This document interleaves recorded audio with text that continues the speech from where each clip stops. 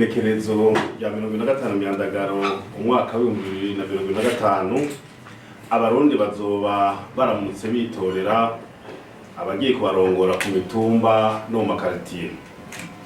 Nkuko byamabigenda rero mu bihe by'amatora Umushikiranganji bwo kumenyesha amakuru n'ibinyamakuru amakuru badikanije n'umugwi wigengeje gutunganya amatora seni baratunganije igikorwa kidasanzwe cyo gushira hamwe ibimenyesha amakuru bisanzwe bisamiranira ngaha mu gihugu cacu kugira bashikirize ikibiriraho ibikorwa by'ayo matora mu runani.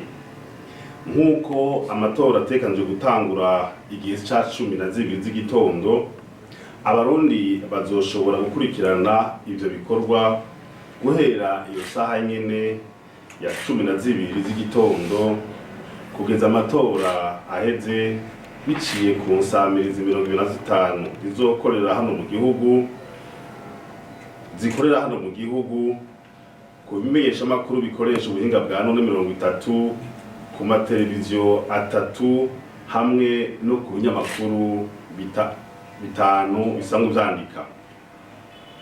Kugira ico gikorwa kigende neza, twateguye kurungika abamenyesha amakuru mu makomine yose y'igihugu, ndetse n'uburyo busabwa bwarabonetse burahari. Intonde z'abamenyesha amakuru bazokurikirana ivyo bikorwa n'amaradiyo bakomokamwo navyo nyene bisanzwe bimaze kumenyekana. Dusaba rero abamenyesha amakuru bacaguwe ngo bakurikirane ivyo bikorwa by'amatora kubikora mu bukerebutsi, bisunze akarangamutima k'umwuga wabo, bisunge amategeko abagenga ndetse n'ayagenga amatora.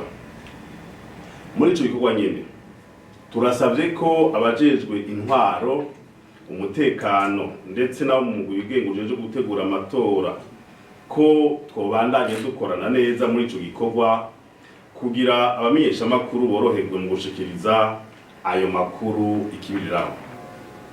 Kugira ico gikorwa kigende neza, turasaba kandi abarongoye ibimenyesha amakuru bisanzwe biri mu mugwi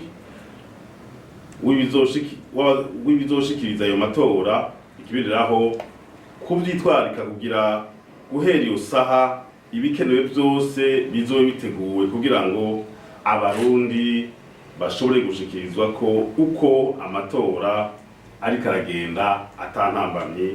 Nkaba ndabifurije amatora meza, murakoze.